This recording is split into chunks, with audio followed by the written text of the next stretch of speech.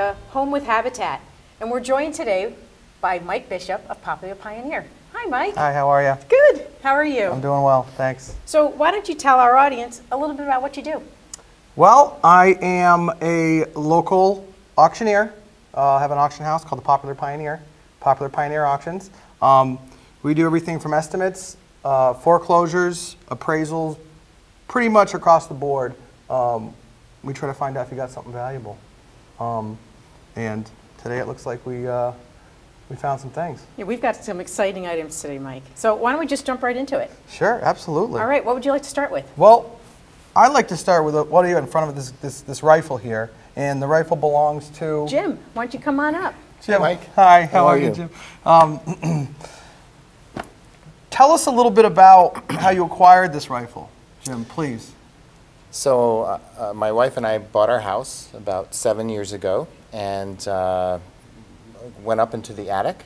And in the attic was a couple of trunks, and this rifle was just stuck in the corner of the attic. So I didn't purchase this. It was just found in the house that I bought. And this was 7 years ago. 7 years ago. Wow. Yeah. And from what I know, the house was owned by only 2 families, and one of the families did have sons that were in the military. Okay. This would make sense that if they were in the military and this came back.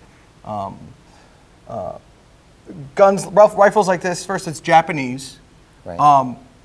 These rifles are called Arisakas. Arisaka was Captain Arisaka, who between 1905 and 1945 had pretty much a big range of different rifles that were made, over 10. This is the 38. The 38 is a little better than the 99, which is the most commons you would see in the war. I mean, from early even to World War II, from World War I, World War II, very, very sought after. They used this gun pretty much for that 40 years religiously and not much more. So a couple of things that people do is they look these guns up and they say, "Oh my God, I have a gun." You know, what do I do with this? Well, Right. any gun that's made pre-1897 is considered an antique. So this is something you might want to look at as far as being a firearm first, foremost, to resell, to sort of if it's something you were inquiring. But we don't, to find this in a house 7 years ago is pretty good because how many houses have been sold and how many things have been found. Right. It's more uncommon to start finding these things and to be left there. Right. So the Arisaka rifle 38 rifle is, this one's a little bit special. You obviously see the bayonet with the sheath on there. They're bolt action rifles, and this one's a little bit different. This one's got, I don't know if you can see, but right here on the stock, there's some Japanese symbols. When we just got here, I didn't do my research, so we just jumped into this Right. sort of to get into it. So, but what I do know is that the armories did this to identify the guns. Also, the unit they could have been in, if the unit or regiment they were in, Right. To identify that as well. This gun, I would say, is in between teens and 20s when it was made. We had looked at before with the metal cap on the stock. That's a little bit later. Not too much was added to this gun. It's in fair condition. The sight's there. Again, what's going to make the difference with this rifle is what this says right here. A common rifle like this, the 99 rifle is $200 to $300. Right. Auction estimate could bring more. A gun like this, the 38's a little more rare. If I was to put an auction estimate on this, I would say it's between $400 and $500 without knowing the symbol Knowing what there. that is. With that being identified, you could be looking at a few $100 more. Okay. But it's a very cool piece, and you're not finding these in the attic much anymore. So yeah, it's great, and I hope you enjoy it. Yeah. Thank you very much. Absolutely. Appreciate it. Thank you. Thank you. $400 or $500. That's amazing. Yeah. So let's tell the audience a little bit about how you and I met. and what we do together? Well, it was a cloudy day. might have been. We have fun. We work together. I'm partners sort of with Habitat as their auctioneer. We sell things for you at auction that people bring in, and the money goes to what Building you our do, homes. building your houses, Exactly. buying a window. Exactly. So what if this gun was sold for $400 or $500? Yeah. We've How got many windows? At least 2. At least 2. Throw in a box of screws. And a box of screws. I know.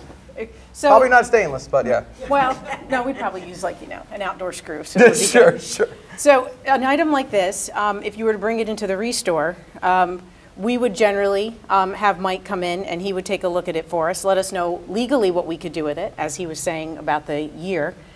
We've had guns donated that we've had to go through different channels. You want to tell people about that a little bit? If something's post 1900, As far as the gun, being able to sell that. well, yeah, I mean, everyone's, well, you do your research pretty Yes. much, finding out what you're doing, but everything that you donate to Habitat gets advertised and, brings the most money possible for them. Thank you. Yeah. All right. So, may I? yeah, oh, Okay. yeah. Here, And there's a lot of weight to this. let me just get a quick little, always wanted to do that. That's nice. Okay. All right. Go down to, Okay. So what would you like to see next, Mike? how about we take something off the table real quick? Okay. How about this? And we'll bring Gina. I think this is her item. It is. Why don't you come right up and Hi, Gina. Good morning, Mike. Morning. Well, this is a fun little piece. Let me just take a quick look at it. We obviously know what it is. Yes, It's a corkscrew. it is. There's actually a lot of different types of corkscrews out there, and there's collectors that collect them. This is a little later on. What's nice about this is, if I don't know if you can see it, it's really, really tight, but there's a phone number on there. Can you tell me the phone number that you see? Need my glasses. It says 249, I'm thinking it's a 1, and then spring. So Yeah. you'd have to figure out Yeah, what that, so that's how early that is. Yeah. Phones were around, but there's 4 digits there, Yeah. which is really fun. Yeah. It's a wine and liquor store advertisement. And this, it looks like it's in New York, Spring Street. Items like this 20 years ago had a pretty good value to it. Just by itself, what I mean pretty good, I mean it's a $25, $30 estimate on something like this with the advertising on there. Back in, something like this 25 years ago, you could ask $40, $50 for. You could ask whatever you want, I guess, Yeah, but yeah. at the end of the day, it's a cool piece. It's advertising. Liquors and Wines, they did promotions for this. Would have been at the store, the country store, or the liquor wine store that you would have went to, and you would have got this in a promotion. The store would have got it. Customers would have got it. But thanks for bringing it in. Yeah, it's kind of interesting. It was my grandfather's. Oh, And my grandfather came through Ellis Island yes. after World War I, and he loved wine. He made homemade wine. So, I don't know, maybe Was someone who came to visit him brought him that, or I don't know, maybe he picked it up in New York before he ended up in Vermont. It's more likely he got it in New York. Yeah. Did he made wine? He's Italian, you said? Oh, yes. Oh, very good. Yeah, Yep. so very common. They came Yes. over, and the Germans and the Italians made a lot of alcohol in this country coming over. Yeah. But yeah, I appreciate the history and telling me about Yeah. it. But thank you very So much. it has sentimental value. Excellent. Thank you. Excellent. Thank you, Gina. You're welcome. All right. So $40 or $50. Now that could be 20 pounds of nails, screws, a couple hammers, caulk. It could. So if you have donations that are unique and you want to support a mission to build affordable, modest housing in Rutland County, feel free to reach out to the Restore, and we'll gladly accept your donation of those unique items. So what would you like to see next? Let's actually do what's on the table over here Okay. to our right. So we're going to bring Rich up. Rich, How you doing, Mike? how are you? Nice to see you. Good to see you. Rich, it looks like we got a few autographs here. Yeah. Can you tell me a little bit how you inquired the? A few years back for a Christmas gift, because I love autographs. My wife gifted it to me, and I I've loved it ever since. So I try to keep it kind of in a darker spot so the autographs don't fade away. But, Sure. Yeah. Yeah, you got a nice little folder like that, little plastic slip, which is always good because things like this always gain value.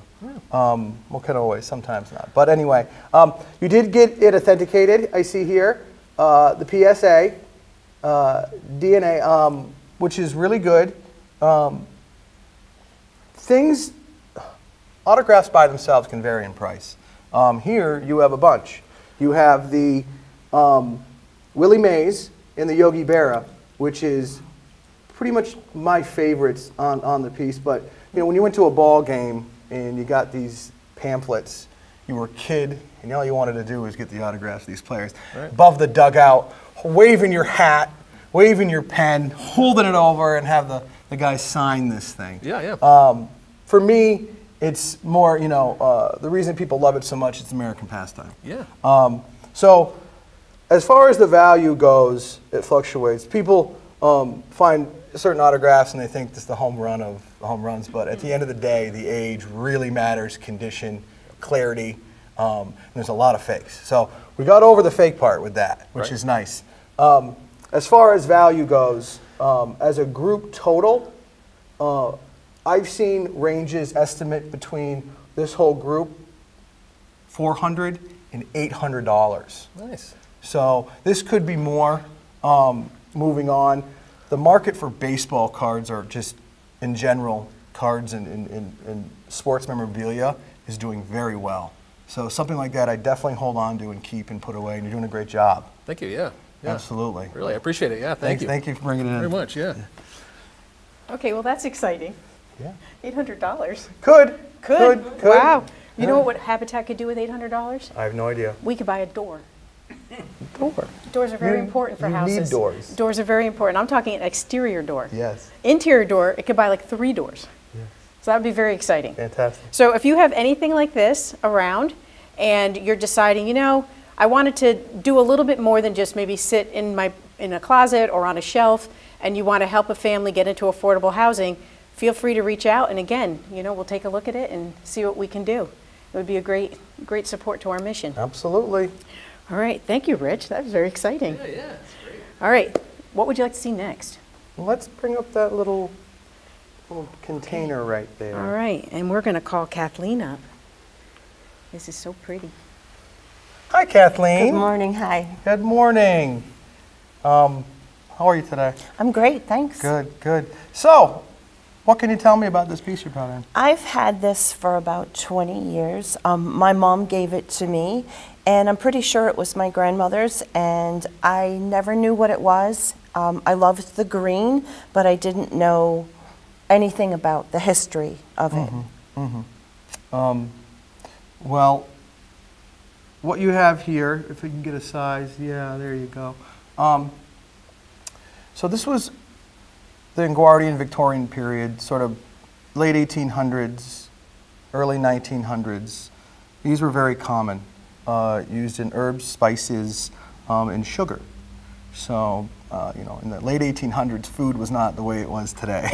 The sweets, the things, you added things, and what you don't see anymore is how people use sugar.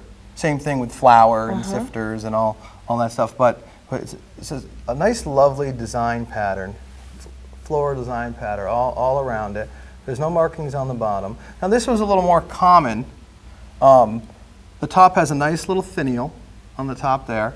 I believe this is a nutmeg or, you know, like I said, a spice sweetener to add, instead of sort of like a pepper shaker or salt shaker. These used to be highly collectible, and I don't want to be the bearer of bad news, but No. If it was in the family, it's worth, you know, that in gold. If I had to give an appraisal estimate on this, right now today's market, at auction, should sell between $20, $30. Okay, So thanks for bringing it in. thank you. Yeah, absolutely. Thanks, Kathleen. So an item like this, Mike, we will sometimes bring it to the store too, after you and I have a discussion. If we feel that it would be better sold at the restore. That's correct. And we've talked about that. So this is something you may find at the Restore as well as possibly at one of your auctions. Yeah, that's something is a good point. We don't take everything for auction. There is great things at the store that we leave that you have. So that's a good point. And we have a lot of great items at the Restore, located in West Rutland, so make sure you come visit us on a Tuesday and Friday from 10 to 1. Okay. What would you like? Pick mine, pick mine. Okay, let's pick Rebecca's. And I'm going to call my lovely husband up, Gary. Hello, Mike. Hello, Gary. How are you? Very good, sir. Good, good. What do we have here today you Well, brought us? Obviously, it came from Rebecca's side of the family. It's from her grandmother. Kind of thought it had a little bit of a European look to it when you look at the little figurines A there. little monk, yeah, a little sort And of, yeah. it is a music box, and it plays Christmas music. So, being that it was her grandmother's, there's a chance that could be anywhere from 90 to 100 years old. Sure, we're going to turn it around there. And it's a little music box. And it, we're going to look at the bottom, and we're going to see a sticker on there. And know what that sticker says? I do not. It says Japan. Okay. So, but Japan did a lot of trade, obviously. All right. Yes, they did. Through whatever. So Yeah. this was a highly manufactured music box or music piece that, you know, was much simpler back then, and people enjoyed the music this way a lot more. Oh, yeah. Something like this, and I'd like to actually see if it works. Go ahead. So I can. It'll play.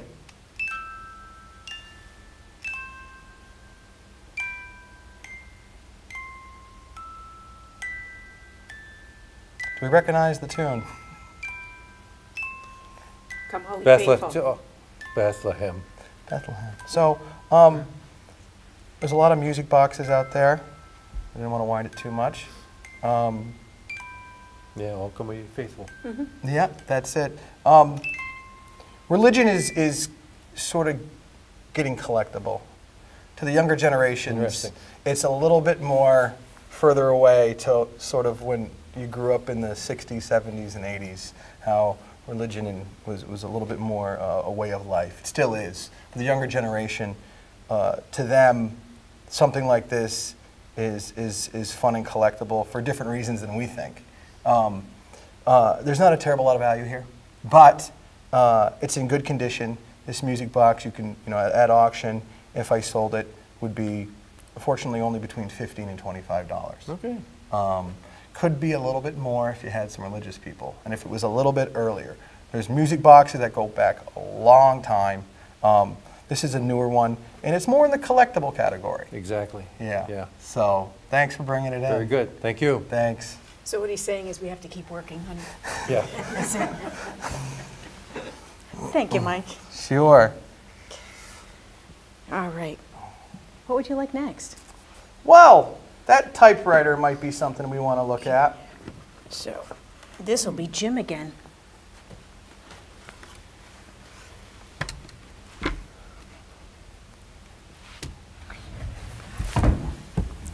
Oh, we got that. Yeah. Okay, perfect.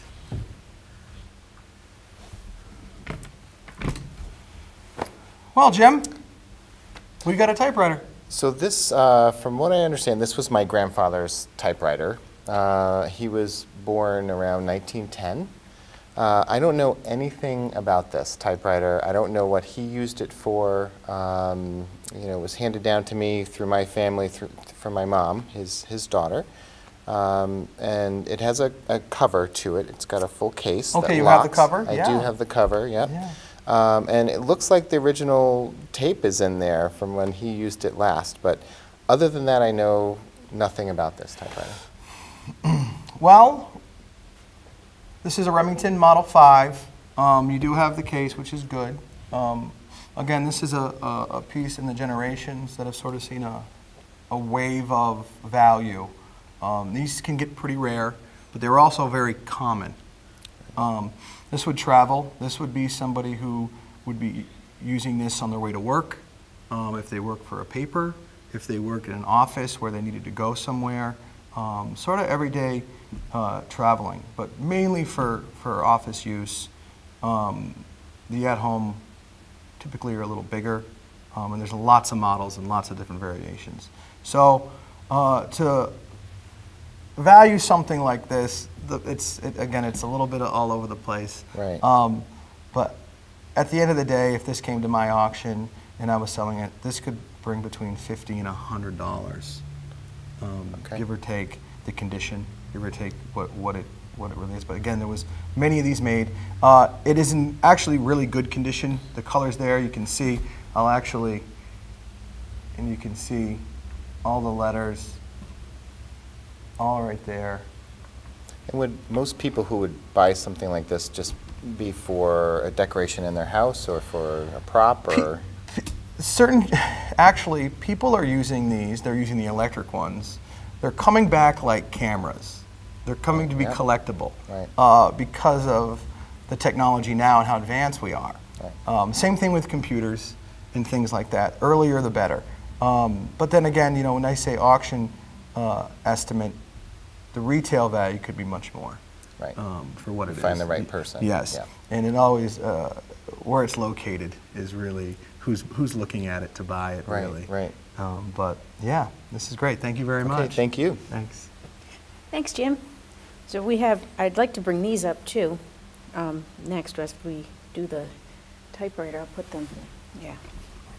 So that brings up a good point when you go and you value and you talk retail and you talk what something could actually sell for. So if someone's looking online, Mike, and they Google the item and you see all these prices come up for sale, what should they really be looking at to determine the actual value? That is a great question, and it can make you happy or make you sad. Really, what technology's done in everyone's cell phone is giving you the ability to see what past sales are, and that's sort of how any appraiser or estimates really come to play. Is what is it sold for? So again, anyone can sell anything on the internet for any amount of money they want to. But really, it's to see what it's sold for. And we usually take an average of what that is, and then condition's a factor, you know, the rarity, where it comes from, the provenance of it. That's a big deal as well. So again, you might go on the internet and see that someone's asking a lot of money and think you're in a lot of money. Unfortunately, it might not be the case. So something could be listed for $800, but you go into the sale and it's sold for $12. You go into the sale or you look at past sales and it's sold for either $1,200 or maybe $12. Right, okay. So it's more likely they're going to ask more money than they are going to ask less. Because like I said before, we're all kind of tech savvy now with Google. And there's some things that Google won't have. And so there's reproductions of things that you might mistake as being non-reproduction or something in the opposite way of that. So, it's a good question. Thank you. Absolutely. We're going to bring Chris up. Hi, Chris. Hello. So I don't know, I don't remember where these came from. I don't remember how I acquired them.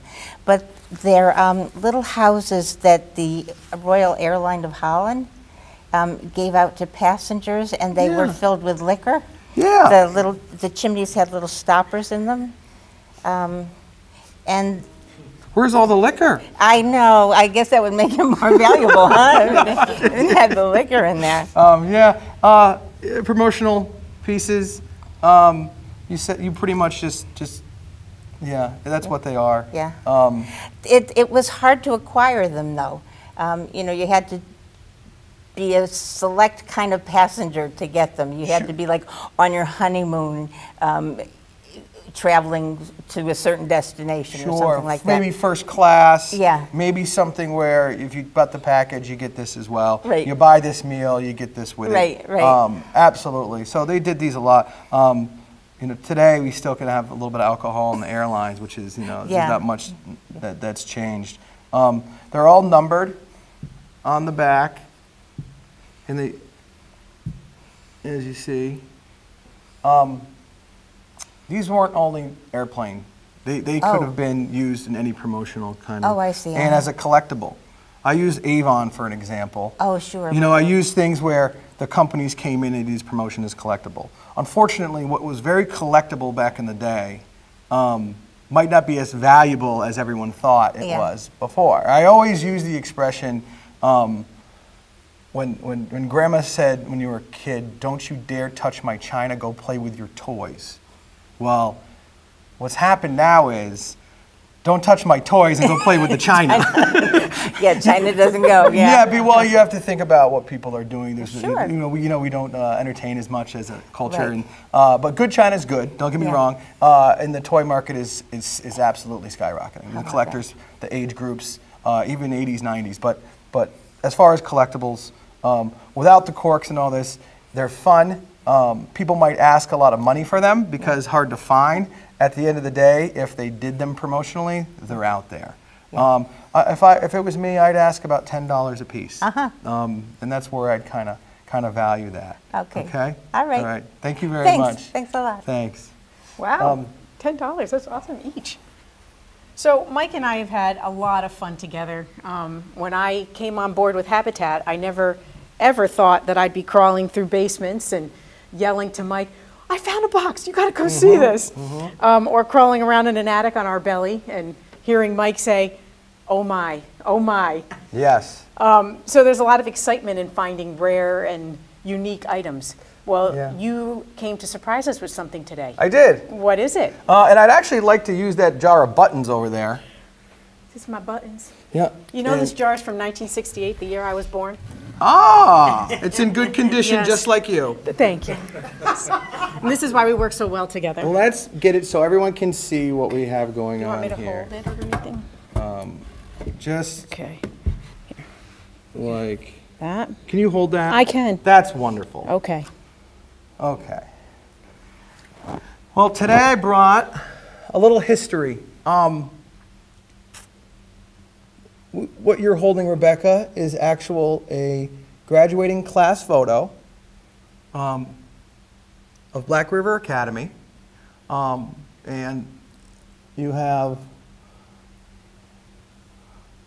the gentleman right here, where you see, is a little unfamiliar, his face, because he was a young boy. But that's Calvin Coolidge, our 30th President of the United States. Oh, my. Yes. So this piece is in my private collection. I'm a huge fan, and I've seeked him out for quite a long time now. And what's wonderful about this photo, there's really none of its kind that we've seen as an example, and especially in the condition of what it is. And what's even nicer that goes along with this piece is the ledger right here. I can actually hold it up now.